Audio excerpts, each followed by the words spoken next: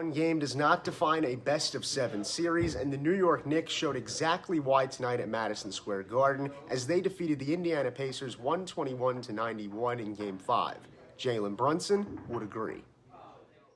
One thing that I learned in the playoffs is that one game does not have any effect on the next.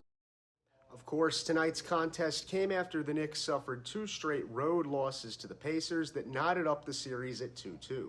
OG Anunoby did not participate in a lopsided Game 4 after straining his hamstring earlier in the series, and even though Jalen Brunson did compete last time out, he did not look like his usual self due to an undisclosed foot injury. The first quarter of this one was initially dicey for New York. The Pacers jumped out to a 16-9 lead, but the Knicks started to be more efficient and collected on both ends. At one point in the first quarter, the Knicks even scored 7 unanswered points and ended the first 12 minutes with a 38-32 lead. When all was said and done, Knicks head coach Tom Thibodeau spoke about what went right for his team. It was a great team effort with Isaiah in particular. Those extra possessions were huge for us. And then I thought we got great production. Obviously what Deuce did was huge, just to be ready to step in. And then I thought Precious and Allen were really, really good for us off the bench. And we needed that. Jalen, of course, was Jalen, and Josh was Josh. And so we need everyone. Our defense was good, the rebounding was good, taking care of the ball was good. The end of the first quarter and beginning of the second quarter got chippy, and there were multiple skirmishes between the two squads. TJ McConnell and Dante DiVincenzo got heated, and then later in the second quarter, Isaiah Jackson got into it with Isaiah Hartenstein. Although the extracurriculars were important, they weren't the biggest development of that second quarter.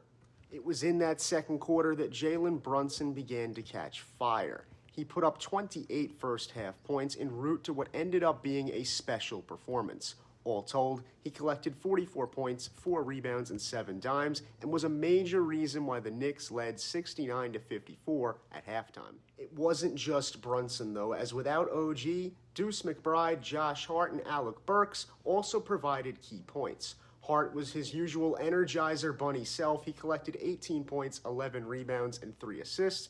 Burks tallied 18 points off the bench, and McBride, who started in place of Precious Achiuwa, put up 17 points. Afterwards, head coach Tom Thibodeau took a moment to talk about what Alec Burks specifically brings to the table. He's the ultimate pro. He's a combo guard.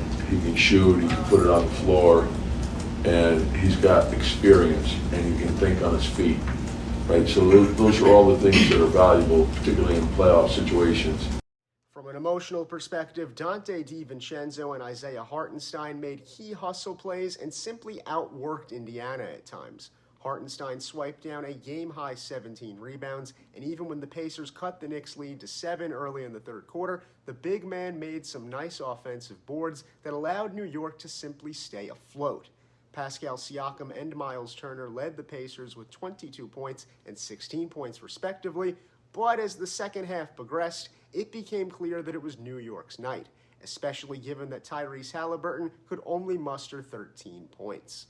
Once again, your final score is the New York Knicks 121, the Indiana Pacers 91.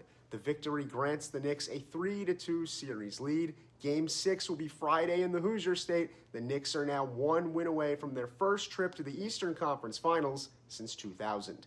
With WFUV Sports, I'm Colin Loughran.